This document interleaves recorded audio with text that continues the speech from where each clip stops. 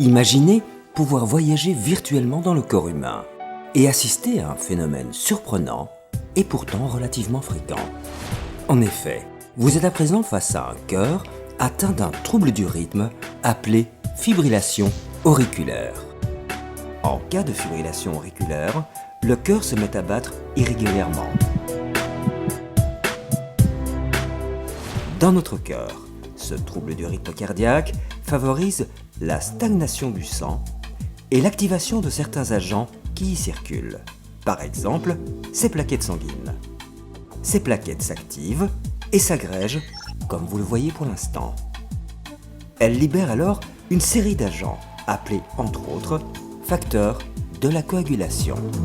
Ces facteurs déclenchent alors une cascade d'événements, dont la production de ces fibres appelées fibrines, que vous observez à l'instant.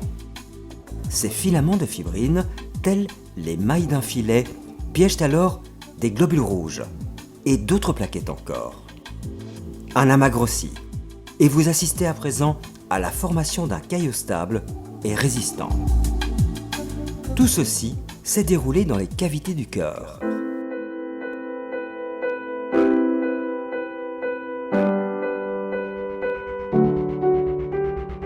Le risque est que ce caillot prenne le chemin de notre cerveau.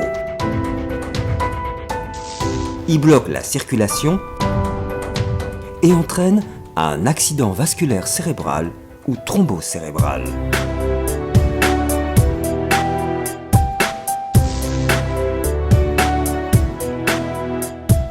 Heureusement, une personne atteinte de fibrillation auriculaire peut prévenir ce risque grâce à la prise d'un anticoagulant et à un suivi médical adapté.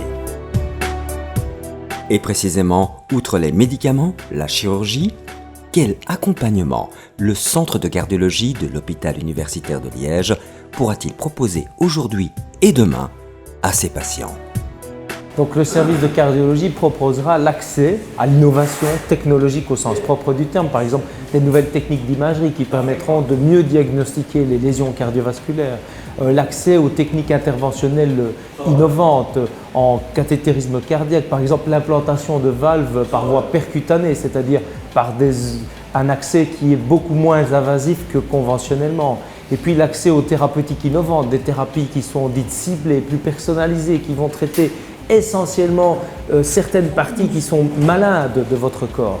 Et puis finalement, c'est l'accompagnement humain, multidisciplinaire, qui a pour but essentiellement de prévenir les récidives des accidents cardiaques au sens général.